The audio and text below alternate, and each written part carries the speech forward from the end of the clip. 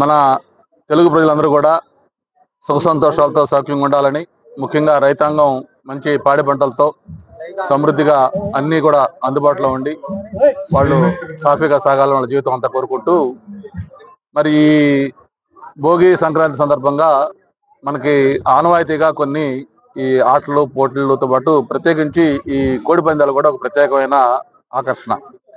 మరి కోడి పందాలు అంటే గుర్తొచ్చేది మనందరూ కూడా ప్రత్యేకించి పశ్చిమ గోదావరిలో భీమవరం ఎప్పుడు కూడా మనకు గుర్తొస్తూ ఉంటది. అటువంటి భీమవరంలో మా మిత్రుడు బాగా నాకు ఆప్తులు రఘురామరాజు గారి ఆధ్వర్యంలో ఇక్కడ ఈ కార్యక్రమం ఏర్పాటు చేయటం, లాస్ట్ ఇయర్ అంత ముందు కూడా ఇక్కడికి వచ్చాం. మరి ఈ సంవత్సరం కూడా నాతో పాటు మా మిత్రులు మస్తానరావు గారు, అన్న కిషారెడ్డి అన్న అందరం కూడా వచ్చి దీంట్లో పార్టిసిపేట్ చేయడం జరిగింది.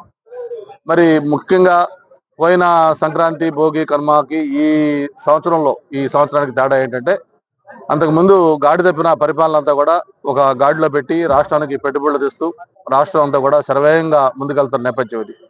మరి మనకి భోగి అంటే కేవలం ఇది ఒక పండగ, లేకపోతే ఇదేదో క్రీడలు కాదు. మన అందరం కూడా ఐక్యతగా అందరం కలిసి మన ఆచార సాంప్రదాయాలు, వ్యవహారాలు ఇవన్నీ కూడా కలిసికట్టుగా ఒక ఉమ్మడి కుటుంబాల్లో చేసుకునే మన ఆనవాయితీ. దాన్ని ఈరోజు ఒక పండగ వాతావరణంలో ఇక్కడ మనందరం చేసుకుంటా ఉన్నాం. ప్రత్యేకించి దీన్ని ఏర్పాటు చేసిన రఘురామరాజు గారికి, ఇక్కడ పాల్గొంటున్న అందరూ కూడా మనస్ఫూర్తిగా ధన్యవాదాలు తెలియజేసుకుంటూ, మాకు విశాఖ లేకపోతే హైదరాబాద్ ఇలాంటి నగరాల్లో ఏంటంటే పండగ అంటే బోసిపోతాయి. ఎందుకంటే అక్కడ ఉన్న అందరూ కూడా ఈ పల్లెటూరులోకి వచ్చి ముఖ్యంగా ఈ 3-4 రోజులు ఈ గ్రామీణ ప్రాంతాల్లో ఈ పిండి వంటలతోటి లేకపోతే ఆటపాటలతోటి అలాగే కల్చరల్ ప్రోగ్రామ్స్ తోటి అందరూ కూడా గడపడం ఆనవాయితీ. ఈ 3-4 రోజులు అయితే సిటీస్ అన్ని ఒక నిర్మానుషంగా అయిపోయాయి.